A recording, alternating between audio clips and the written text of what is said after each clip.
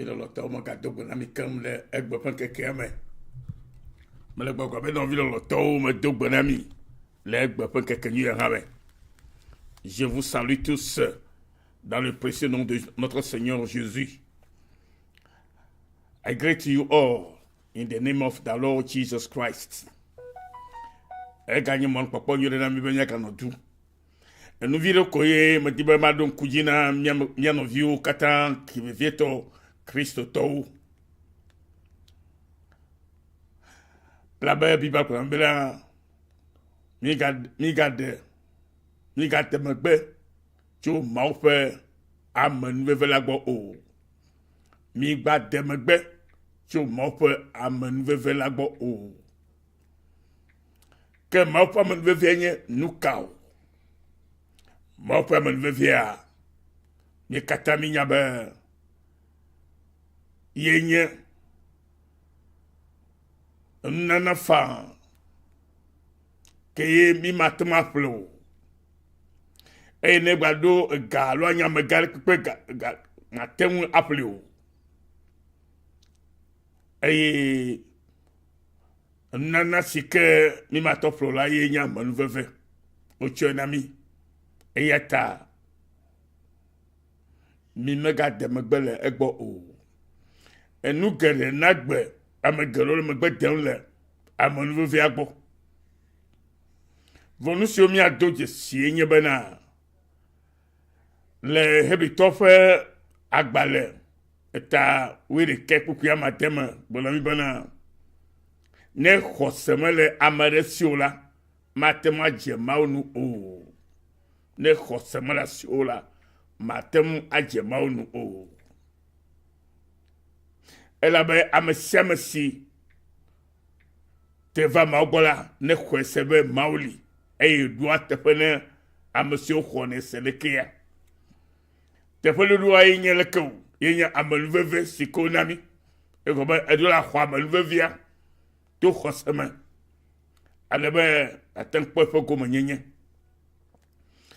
elabe egbela ni gbla amalvevia di amagalo gbla amalvevia di yo le nous si o mele tefo po mocho Biblia kakbona mi le hebri tofa gbale maka eta wive ukuwene be mi di mtifafa na amokata ple kokonyenya ha yoma ela bena kokonyenya manuela Amerika batokpo apetola o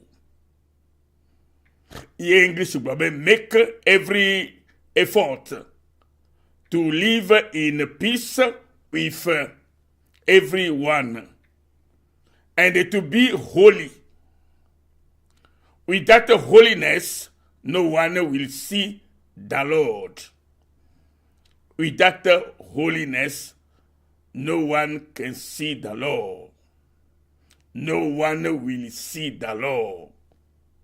Without holiness, no one will see the Lord. Kokonyenye manuela amareka makpo mau o. Enu yo olive viene na mi Kristo to egbeya. Manye enu oli afanya yo.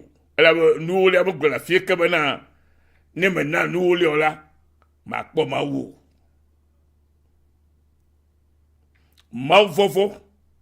Mavovo manuela matemu akpo jipo fialfeo kokonyi manuela matemu akpo mawu Jose manasio manuela mau matemu akpo mawu ete abiba ko yemena ne Jose manasio la maje mau nu o mau ni jeje yanami et to Jose only by faith. Par la foi uniquement.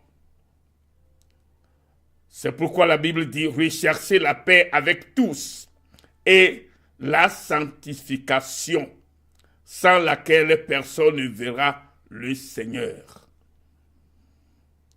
C'est pourquoi mes frères et mes sœurs, qui sont appelés des chrétiens, des serviteurs de Dieu, je vous invite à regarder encore dans la parole de Dieu et cesser de vous décevoir ou de tromper vos semblables. Parce que tout le monde veut être sauvé. Tout le monde veut être sauvé. Et c'est par la grâce de Dieu que nous sommes sauvés. Que nous serons sauvés. Seul par la grâce de Dieu. Non par vos efforts. Ou parce que vous chantez bien à l'église, ou vous faites de bonnes œuvres. Non, ce n'est pas seulement la grâce de Dieu. Amenuve de koui, yemeye, ni kwa maufe, hohole. Amenuve, yemi koya, yebe khose le miasi, yemi kwa amenuve. Et toi amenuve là, no vigne à la kwa mau. Et kokonye ye motoa, yo kwa maula be maula kokwito onye. Et maula khose o chokone. Et yo glele e plutôt pas glele. Et tawe de kekwa madema khose mala siola matem jemaunu o. Quand nous soulever verenami be mi anya nyebe khose no miasi. Ne mi aton jemaunu. Et mi anagbe kokwi agbe jaje da mau. Avec la Bible, nami de fioine. Et nous y avons dit ma soeur donc nous jinami. La avec bela, avec au flocan, et au boubé, et nous au liamiana. Les kemia ouais, ami yo la collecte à jinami quoi. Allo, ne mi va, oira chinami mino, et n'a pas mis à faire la malasia. Nous c'est que y'en a mis qu'on y a mis à l'eau quoi, c'est peut-on maudit. Après toi, Maudit et Miado Khoselo, et Miatema Akpo, Khosiape, et Domeninu. Après que tu tues, Migle, Mathieu Fak Baleta Meni, pour qu'il y ait ma toile, oui, Tom, Bobena. Et le pour qu'il y ait Tom, Miagle, Yesu Gatro, de Roma, et Srafo, Ouf, Amegalanti. Hegonebe, Hey, après-midi. Hey, après-midi.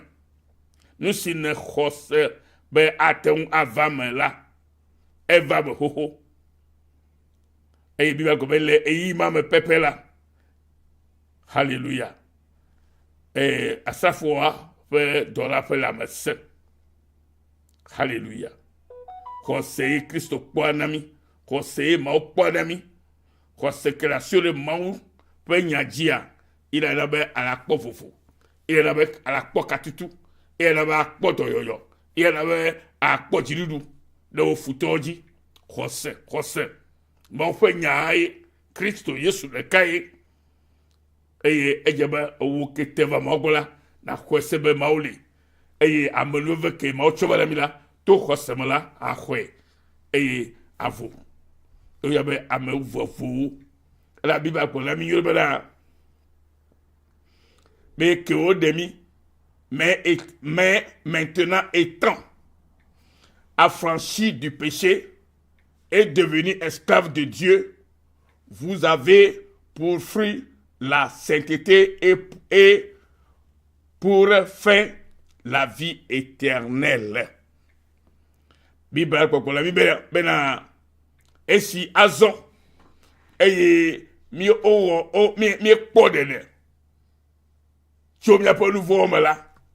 Mitrosi encore et Kulviona Maou, je fais Kulviona Maou, et Milak Benom, j'ai pas Benom Azon, et tout le monde l'a mis à quoi à Bemavo. Et nous, à Bemavo, la merci. Alléluia.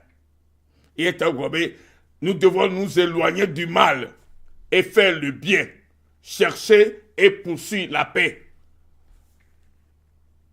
Somme 34 14 be mia won ka mia tera ha cho nu gbegblebo mia di nu nwe awon nwe mia di ntifafa obe nenyebe mi le ntifafa dimla mia di de mia me siama togo gbara mi de la di ntifafa le mia de motor de siade abe tu ka be viewne abe togo viewne bena enu na nyone mi okata ne mia no ntifafa me ne mia no fufu me yenye Kristo tola nu ya je manya nu woli ala na kapia je ma onu ala ichipo nu woli aka maga hiale anu babla ye fe meke yeso na mengba hiale mo nu ko hwaga ke levit tolia yo wa nu na o la bo le dawo la fima e yo mo ga wa tole ko wo ke Kristo vala mia be go be mi ga odo ne yo ha la al doke wala ka odo bufa ebe ekpo moyen la suba ga to do bo a do bu vo mi ma basé be dim que na nu olia ye la nye nu tokere ke mi atem afia to tu ha au non nana nu nye fanli ya me semela na fa de chachiame e ya o megbe o vo a tona mo be nu olia o la na fi e wa jipola enye faux problème mi ga choma o de domo mi abu kankan egba mo wo ene va ikuda mo gbo wal kukudem be o le pardon be yo le gogo be ma o le chokeyo iye ha me chano chokeyo oduvo nglobe oduvo ton tutu oduvo pogavoa voilà gogo be o ha me le chokeyo o nyape egba mi agbo be church o to kura ile iha me glegbe la be ole amo chon tu como na me to viobo ongba nya nu yo le si o le to bana o ma ga to react o ma to ma de so mi ola ime wa ma o vu kokko na mi Kristo yo mene de kokolo be mi afo yata nu si o le vele nya ba mi be khosa hia khosa ke khwa ma fa be vevia yi hia na mi ene be khwa ma vevia la lo na gbe cha yeme et à la bonne là à la ravi à bon toquer comme le aller au hamé et la ravi là que à la nakbe jache courait nous sommes que l'onti mais quel Christ là mega wa nouveau alléluia mais si quel Christ mega wa nouveau bible bon ami lo alléluia et la Bible comme dit de même Christ qui s'est offert une seule fois pour porter le péché de plusieurs apparaîtra sans péché une seconde fois à ceux qui l'attendent pour leur salut. Mais Yesu qui valait va couler pour nouveau station car on que na yo kata et ya gato la ba ya to ba ya gato mi pour nouveau que ala to kemiko que bon a to ba mi a monsieur no telecom le jajenyeme le khoseme le amejoje fa gbelun me miawo ye wa we la koji fo fiar fema ne ma e bi to fa gba tamo wo fe kukui ame le kuku ta ebreta ma sir ka ku bla vo nyi na miema alléluia praise the Lord alléluia et ta miaola mi tozi amejoje o Christ tozi amejoje ne be tozi me yata e ma mo jicho anya mako glomia mi le na kwese na be o jicho ma o me e mo fa gbelemo ne mo fa gbelemo la maga o nouveau e ya me kenye Christ to maga church va le gogobe me pour nouveau me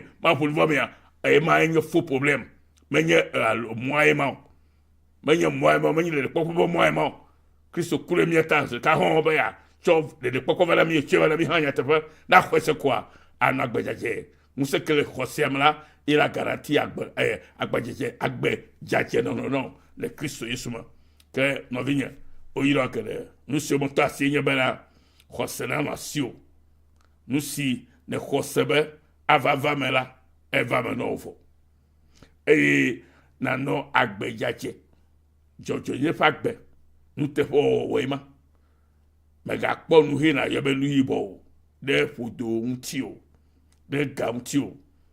Et nous lié ce n'est pas des dîmes qui nous amènent à la vie éternelle ou au royaume de Dieu. C'est la fidélité, c'est avoir la foi en Christ et vivre une vie de sainteté, une vie de sanctification. Et c'est par cette vie de sanctification que nous puissions voir Dieu face à face.